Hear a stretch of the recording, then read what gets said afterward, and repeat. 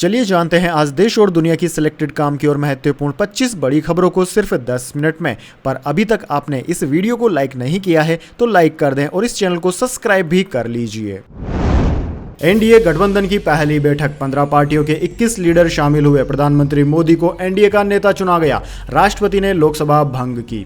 जी हां दोस्तों, लोकसभा चुनाव के बाद अब सरकार बनाने की कवायद शुरू हो गई है। इसी सिलसिले में बुधवार को एनडीए की पहली बैठक प्रधानमंत्री आवास में शाम 4 बजे हुई। 1 घंटे चली बैठक में मोदी को एनडीए का नेता चुना गया। बैठक में 16 पार्टियों के 21 नेता शामिल हुए। सूत्रों के मुताबिक एनडीए के सांसदों की 7 जून को बैठक होगी। इसके बाद शाम 5 से 7 बजे के बीच सरकार बनाने का दावा पेश करने के लिए राष्ट्रपति के पास जाएंगे। वहीं दोस्तों, राजनाथ सिंह, अमित शाह और जेपी नड्डा को सभी सहयोगी दलों के साथ 1-to-1 बात करने और नई सरकार के स्वरूप पर चर्चा करने की जिम्मेदारी भी दी गई है। चलिए दोस्तों, जान लेते हैं इसके बाद अगली खबर। गुजरात के कच्छ तट से 130 करोड़ रुपए की कोकीन बरामद हुई। एटीएस ने शुरू की जांच। जी हां दोस्तों, गुजरात के कच्छ जिले में बुधवार की सुबह गांधीधाम कस्बे के पास एक खाड़ी क्षेत्र से कोकीन के 13 लावारिस पैकेट बरामद किए गए, जिनकी अंतर्राष्ट्रीय बाजार में कीमत 130 करोड़ रुपए है। इस बरामदगी के बाद पुलिस और एटीएस की टीम हरकत में आ गई। ये कोई ऐसा पहला मामला नहीं है। गुजरात में इससे पहले भी कई बार करोड़ों अरबों का नशे का सामान पकड़ा जा चुका है। कच्छ पूर्व संभाग के पुलिस अधीक्षक सागर बागमार ने इस मामले में जानकारी देते हुए पीटीआई को बताया कि प्रारंभिक जांच से पता चला है कि तस्करों ने पकड़े जाने से बचने के लिए समुद्र तट पर प्रतिबंधित पदार्थ छिपा रखा था। उन्होंने बताया कि 8 महीने के अंदर इसी खाड़ी क्षेत्र से नशीले सामान की यह दूसरी बड़ी बरामदगी है। चलिए दोस्तों, जान लेते हैं इसके बाद अगली बड़ी खबर। इंडिया ब्लॉक गठबंधन की पहली बैठक में 19 पार्टियों के 33 नेता शामिल हुए। सरकार बनाने पर खड़गे बोले, सही समय पर सही फैसला लेंगे। जी हां दोस्तों, आपने बिल्कुल सही सुना। एनडीए की बैठक के 2 घंटे बाद इंडिया की भी बुधवार शाम 6 बजे अध्यक्ष मल्लिकार्जुन खड़गे के आवास पर बैठक हुई। यह 1.5 घंटे चली। 19 पार्टियों के 33 नेता इसमें शामिल हुए। कांग्रेस अध्यक्ष मल्लिकार्जुन खड़गे ने कहा कि फासिस्ट ताकतों के खिलाफ लड़ाई जारी रहेगी। हम उस वक्त सही समय पर सही कदम उठाएंगे जब लगेगा कि भाजपा सरकार लोगों की इच्छा के विरुद्ध सही कदम नहीं उठा रही है। उन्होंने कहा कि हमारे गठबंधन को जबरदस्त समर्थन मिला है। लोगों ने भाजपा सरकार की नीतियों के खिलाफ जनादेश दिया है। लोकसभा चुनाव में इंडिया को 234 सीटें मिली है। सरकार बनाने के लिए गठबंधन को 272 सांसदों का समर्थन चाहिए। बैठक से पहले गठबंधन के कई नेता चंद्रबाबू नायडू और नीतीश कुमार के संपर्क करने की बात कर रहे थे। चंद्रबाबू नायडू की टीडीपी को 16 सीटें और नीतीश कुमार की जेडीयू को 12 सीटें मिली है।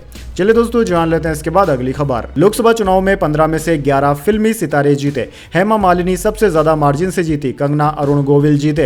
राज बब्बर, निरवा, पवन सिंह हारे।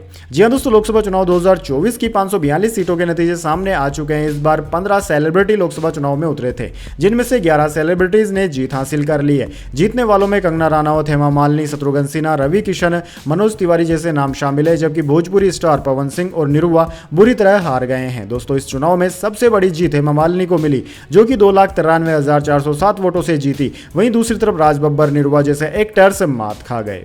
चलिए दोस्तों, जान लेते हैं इसके बाद अगली खबर। केजरीवाल की न्यायिक हिरासत 19 जून तक बढ़ी। कोर्ट ने अंतरिम जमानत याचिका खारिज की। मेडिकल टेस्ट कराने का दिया निर्देश। जी हां दोस्तों, दिल्ली शराब नीति से जुड़े भ्रष्टाचार मामले में रॉयल्स एवेन्यू कोर्ट ने बुधवार को अरविंद केजरीवाल की जुडिशियल कस्टडी 19 जून तक बढ़ा दी है। केजरीवाल को कोर्ट में वीडियो कॉन्फ्रेंसिंग के जरिए पेश किया गया। कोर्ट ने केजरीवाल की मेडिकल ग्राउंड पर 7 दिन की जमानत की मांग वाली अंतरिम जमानत याचिका को खारिज कर दिया था। साथ ही अधिकारियों को निर्देश दिया कि केजरीवाल के जरूरी मेडिकल टेस्ट कराए जाएं। स्पेशल जज कावेरी बावेजा ने 1 जून की हुई सुनवाई में केजरीवाल की जमानत याचिका पर फैसला 5 जून के लिए सुरक्षित रख लिया था। चलिए दोस्तों, जान लेते हैं इसके बाद अगली खबर। देवेंद्र फडणवीस की डिप्टी सीएम पद छोड़ने की पेशकश। महाराष्ट्र में बीजेपी को केवल 9 सीटें मिली। पिछली बार 23 पर जीत हासिल की थी। जी हां दोस्तों, लोकसभा चुनाव 2024 में भारतीय जनता पार्टी को महाराष्ट्र की 48 लोकसभा सीटों में केवल 9 हाथ में आई। पिछले बार 2019 में पार्टी के हिस्से 23 सीटें आई थी। वहीं उनकी सहयोगी पार्टी शिवसेना को 7 सीटें और एनसीपी के हिस्से 1 सीट आई थी। दोस्तों, बुधवार को राज्य के डिप्टी सीएम भाजपा नेता देवेंद्र फडणवीस ने भाजपा के खराब प्रदर्शन की जिम्मेदारी ली। फडणवीस ने कहा कि महाराष्ट्र में लोकसभा चुनाव में हमें जो भी नुकसान हुआ, मैं उसकी पूरी जिम्मेदारी लेता हूं। इसलिए मैं शीर्ष नेतृत्व से आग्रह करता हूं कि मुझे मंत्री पद से मुक्त किया जाए, क्योंकि मुझे पार्टी के लिए काम करने और राज्य विधानसभा चुनाव की तैयारियों में अपना समय देने की जरूरत है। उन्होंने आगे कहा कि कुछ सीटों पर किसानों के मुद्दों ने प्रमुख भूमिका निभाई। साथ ही संविधान में बदलाव किए जाने के झूठे प्रचार ने कुछ मतदाताओं को प्रभावित भी किया। चलिए दोस्तों, जान लेते हैं इसके बाद अगली बड़ी खबर। टेलीकॉम डिपार्टमेंट ने स्पेक्ट्रम नीलामी की तारीख बढ़ाई। 6 जून की जगह अब 25 जून को होगा ऑक्शन। जी हां दोस्तों, टेलीकॉम डिपार्टमेंट ने स्पेक्ट्रम नीलामी की समय सीमा 19 दिन आगे बढ़ाकर 25 जून कर दी है। विभाग की वेबसाइट वेबसाइट पर मंगलवार को उपलब्ध सूचना से यह जानकारी मिली है। दोस्तों, बोली के लिए आवेदन आमंत्रित करने वाले नोटिस में किए गए संशोधन के मुताबिक लाइव नीलामी की शुरुआत की नई तारीख 6 जून से बदलकर 25 जून कर दी गई है। सरकार मोबाइल फोन सेवाओं के लिए लगभग 96,317 करोड़ रुपए के आधार मूल्य पर 8 स्पेक्ट्रम बैंड की नीलामी करेगी। नीलामी में 800 megahertz, 900 megahertz, 1800 megahertz, 2100 megahertz, 2300 megahertz, 2500 megahertz, 3300 megahertz और 26 गीगाहर्ट्ज बैंड में उपलब्ध सभी स्पेक्ट्रम उपलब्ध होंगे। दोस्तों, रिलायंस जियो ने स्पेक्ट्रम नीलामी के लिए 3000 करोड़ रुपए की सबसे ज्यादा बयाना राशि जमा कराई है। इससे कंपनी मैक्सिमम रेडियो फ्रिक्वेंसी के लिए बोली लगा सकेगी। बोलीदाता के लिए पूर्व पात्रता वितरण के मुताबिक भारतीय एयरटेल ने 1050 करोड़ रुपए और वोडाफोन आइडिया ने 300 करोड़ रुपए की बयाना राशि जमा करी है। चलिए दोस्तों, जान लेते हैं इसके बाद अगली बड़ी खबर। राहुल गांधी छोड़ेंगे केरल की वायनाड सीट, रायबरेली से बनेंगे सांसद। जी हां दोस्तों, लोकसभा चुनाव 2024 के नतीजे साफ हो चुके हैं। नतीजों में बीजेपी सबसे बड़ी पार्टी बनकर उभरी और एनडीए को बहुमत मिल गया। इसी बीच कांग्रेस नेता राहुल गांधी को लेकर एक बड़ी खबर सामने आई है। दरअसल दोस्तों, राहुल गांधी केरल की वायनाड लोकसभा सीट छोड़ सकते हैं। सूत्रों का दावा है कि राहुल गांधी उत्तर प्रदेश की रायबरेली सीट से ही संसद तक का सफर तय करेंगे। सूत्रों के मुताबिक रायबरेली में राहुल गांधी की जीत का मार्जिन ज्यादा है। इसके साथ ही ये उनकी मां सोनिया गांधी की पूर्व संसदीय सीट भी है।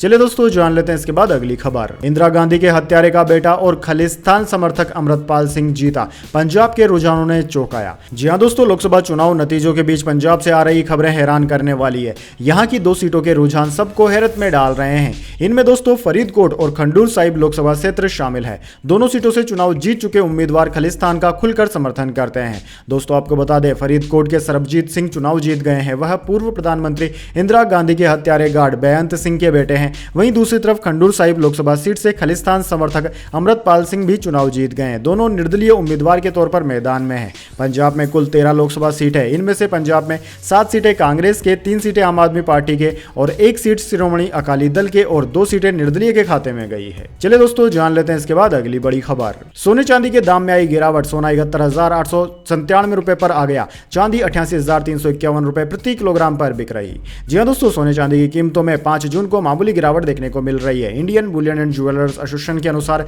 10 ग्राम 24 कैरेट सोना 72 रुपए सस्ता होकर 71,897 रुपए पर आ गया। वहीं चांदी की बात करें तो चांदी आज 1 किलोग्राम चांदी 486 रुपए सस्ती होकर 88,351 रुपए प्रति किलोग्राम में बिक रही है। इससे पहले दोस्तों 4 जून को चांदी 88,837 रुपए प्रति किलोग्राम पर बिक रही थी। चलिए दोस्तों, जान लेते हैं इसके बाद अगली बड़ी खबर। तीसरी बार अंतरिक्ष की उड़ान पर निकली भारतीय मूल की सुनीता विलियम्स। जी हां दोस्तों, भारतीय मूल की अंतरिक्ष यात्री सुनीता विलियम्स बुधवार को एक अन्य सहकर्मी के साथ तीसरी बार अंतरिक्ष के लिए रवाना हुई। इसके साथ ही दोनों ने बोइंग कंपनी के स्टारलाइनर यान से अंतर्राष्ट्रीय अंतरिक्ष स्टेशन जाने वाले पहले सदस्य बनकर इतिहास भी रच दिया। दोस्तों, सुनीता विलियम्स और बुच विल्मोर को लेकर बोइंग का क्रू फ्लाइंग टेस्ट मिशन कई बार विलंब के बाद फ्लोरिडा के camp Canaveral space course station से रवाना हुआ। चलिए दोस्तों, जान लेते हैं इसके बाद अगली बड़ी खबर। संदेश खाली फेल, करप्शन का मुद्दा फ्लॉप, बंगाल में ममता हिट, ममता बनर्जी की स्ट्रेटजी के सामने नहीं टिक पाई बीजेपी, पुराने वोटर भी दूर हुए। जी हां दोस्तों, संदेश खाली केस में घिरे पार्टी के नेता, करप्शन के आरोप में ईडी की रेड, गुंडागर्दी के आरोप, इन सब के बावजूद पश्चिम बंगाल में ममता बनर्जी अड़िंग है। उनकी पार्टी टीएमसी ने 29 सीटें जीती है। 2019 के चुनाव में पार्टी को 22 सीटें मिली थी। वहीं बीजेपी बड़े नेताओं की रैलियां और आक्रामक प्रचार के बावजूद सिर्फ 12 सीटों पर ही सिमट गई। 2019 में उसे 18 सीटें मिली थी। कांग्रेस को 1 सीट मिली है। कांग्रेस के साथ अलायंस में चुनाव लड़ रही सीपीआईएम के हिस्से भी 1 सीट आई है। वहीं दोस्तों, पश्चिम बंगाल को जीतने के लिए बीजेपी ने इस बार हर मुमकिन स्ट्रेटजी अपनाई थी। प्रधानमंत्री मोदी, अमित शाह, योगी आदित्यनाथ, मिथुन चक्रवर्ती और हेमंत बिस्व शर्मा समेत पार्टी के नेताओं की रैली हुई। चुनाव के चंद महीने पहले संदेश खाली, सीएए, एनआरसी और राम मंदिर के मुद्दे को भुनाने की भी कोशिश की गई, लेकिन यहां पर सब कुछ फेल हो गया।